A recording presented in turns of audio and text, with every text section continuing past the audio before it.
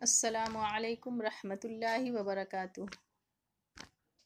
नहमदुहु व नुसल्ली अला रसूलिहिल करीम, अम्मा बाद। अज़ीज़ तलबा व तालिबात, इंशाअल्लाह आज हम लोग मिनहाजुल अरबिया हिस्सा 2 दर्स नंबर 1 पढ़ेंगे।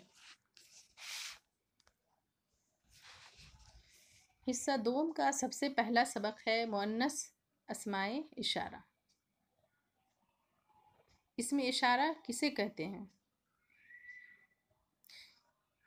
इसके बारे में हम लोग जुज़े अव्वल में यानी मिनहाजुल अरबिया के पहले हिस्से में पढ़ चुके हैं कि इसमें इशारा उस इस्म को कहते हैं जिसके ज़रिए दिखाई देने वाली चीज़ की तरफ इशारा किया जाए। कभी देखने वाली चीज़ या तो करीब होती है या फिर हमसे दूर होती है। उसी तरह कभी दिखाई देने वाली चीज़ या तो मुज़क्कर होती है या फिर मुअन्नस होती है। तो हम लोग मुज़क्कर के बारे में तो इससे पहले पढ़ चुके थे और मुज़क्कर और मुअन्नस के बारे में मेरा ख्याल है हम लोग क्लास 6 में नहू की बुक में पढ़ चुके हैं कि मुअन्नस की क्या क्या अलामतें हैं और मुज़क्कर की क्या क्या पहचान है।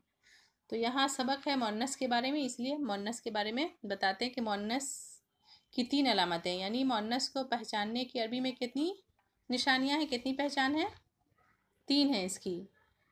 नंबर 1, मुअन्नस लफ्ज़ जो होगा उसके आखिर में गोलता होगा। उसी तरह से नंबर 2, उस मुअन्नस लफ्ज़ के आखिर में अलिफ़ मकसूरा होगा। अलिफ़ मकसूरा किसको कहेंगे, जिसके बाद यानी जिस अलिफ़ के बाद कोई हमज़ा ना हो, जैसे सलमा, बुशरा, सुगरा, ऐसे अल्फाज हम लोग पहले पढ़ चुके हैं। उसी तरह से वो लफ्ज़ जिसके आखिर में अलिफ़ ममदूदा हो वो भी मुअन्नस होगा। अब अलिफ़ ममदूदा से मुराद क्या है, यानी जिस लफ्ज़ में अलिफ़ के बाद हमज़ा हो। जैसे उसकी मिसाल क्या है, लोग पढ़े थे हमराओ, सौदाओ, इस तरह के लफ्ज़ को यानी अलिफ़ ममदूदा वाले लफ्ज़ कहेंगे। तो ऐसा इसम जिसके आखिर में गोलता हो या अलिफ़ मकसूरा हो या अलिफ़ ममदूदा हो, उसकी तरफ अगर हमें इशारा करना हो तो हम इसमें इशारा जो उसमें इस्तेमाल करेंगे वो मुअन्नस इस्तेमाल करेंगे। जिस तरह मुज़क्कर इसमें इशारा हाज़ा और ज़ालिका में के बारे में हम लोग हिस्सा अव्वल में पढ़ चुके हैं, इसी तरह मुअन्नस अस्मा इशारा हाज़ही और तिलका है। हाज़ही इसमें इशारा मुअन्नस करीब के लिए इस्तेमाल होता है और तिलका इसमें इशारा मुअन्नस बईद के लिए यानी दूर के लिए इस्तेमाल होता है। जिस तरह से हम लोग मुज़क्कर के लिए यानी हाज़ा इस्तेमाल करते हैं, जैसे अगर बोलेंगे वलदुन ये लड़का है तो बोलेंगे हाज़ा वलदुन यह लड़का है। अगर बोलेंगे यह लड़की है तो उसके लिए क्या इस्तेमाल करेंगे, हाज़ही बिन्तुन। उसी तरह से अगर लड़का के लिए बोलते हैं वह लड़का है तो क्या बनाएंगे, ज़ालिका वलदुन। अगर बोलेंगे वह लड़की है तो फिर तिलका बिन्तुन। यही फ़र्क है मुज़क्कर और मुअन्नस के इसमें इशारा में। तो आइए हम सबक शुरू करते हैं। ये जो मुअन्नस अस्मा इशारा, ये अस्मा किसकी जमा है, इस्म की जमा है। और जमा तो हम लोग बार बार पढ़ते हैं कि जमा किसको कहते हैं, यानी जो 2 से ज़्यादा चीज़ के बारे में बताए उसे क्या कहते हैं, जमा कहते हैं। तो ये अस्मा किसकी जमा है, इस्म की जमा है। यहाँ है हाज़ही तिलका। हाज़ही का माना क्या होगा, ये, और तिलका का माना वो। तो आइए पहले हम लोग इसकी इबारत को पढ़ लेते हैं, फिर तर्जमा करेंगे। हाज़ही तिलका, हाज़ही बिन्तुन, तिलका ताविलतुन, हाज़ही मिबरअतुन, तिलका महायतुन, हाज़ही कुर्रासतुन। अब यहाँ हाज़ही ये, तिलका वो, किसके लिए इस्तेमाल हो रहा है, हाज़ही करीब के लिए और तिलका मुअन्नस के लिए, तिलका दूर के लिए, ये भी मुअन्नस के लिए। तो हाज़ही बिन्तुन क्या माना करेंगे इसका, ये एक लड़की है, ये एक लड़की है मीनिंग करेंगे। तो यहाँ पे हाज़ा बिन्तुन कभी नहीं लिखेंगे, इसलिए कि इसमें इशारा मुअन्नस में हाज़ी इस्तेमाल होगा। उसी तरह से तिल का तावेलतुन, तावेलतुन में गोलता लगा हुआ है, यह मुअन्नस है इसलिए यहाँ पे जालिका नहीं आएगा, तिल का आया हुआ है। तिल का तावेलतुन वो मेज़ है, टेबल है। हाज़िही मिबरातुन, ये कटर है। यहाँ भी मिबरातुन में गोलता है इसलिए इससे पहले हाजा नहीं इस्तेमाल हुआ बल्कि हाज़िही इस्तेमाल हुआ है। तिल का महायतुन, वो रबर है, तिल का वो के लिए इस्तेमाल होता है। और महायतुन में भी गोलता है तो मुअन्नस है इसलिए यहाँ पे जालिका ने इस्तेमाल करके फिर तिल का इस्तेमाल हुआ है। हाजी कुर्रासतुन, ये कापी है, कापी में भी गोलता है इसलिए हाज ही आया। नहीं तो अगर कुर्सियुन होता, वलदुन होता, मुस्लिमुन होता तो क्या इस्तेमाल होता है, यहाँ हाजा इस्तेमाल होता है, लेकिन गोलता है इसलिए हाज ही इस्तेमाल करेंगे। आगे है अल बिन्तु जालिसतुन, अत्ताविलतु सगीरतुन, अल मिबरअतु जदीदतुन,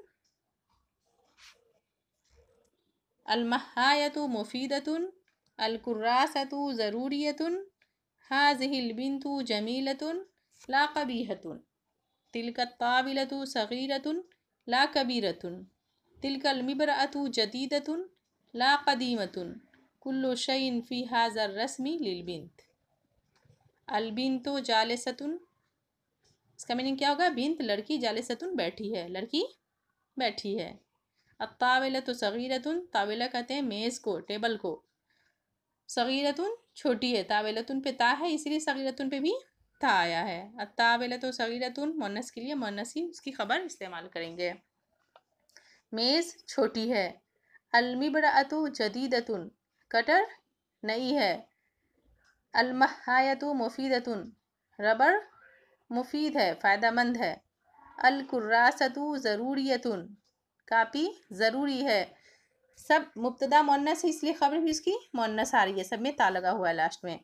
हाज़िहिल बिन्तु जमीलतुन, यह लड़की खूबसूरत है, बिन्त मुअन्नस है इसलिए हाज़ी इस्तेमाल हो रहा है यहाँ।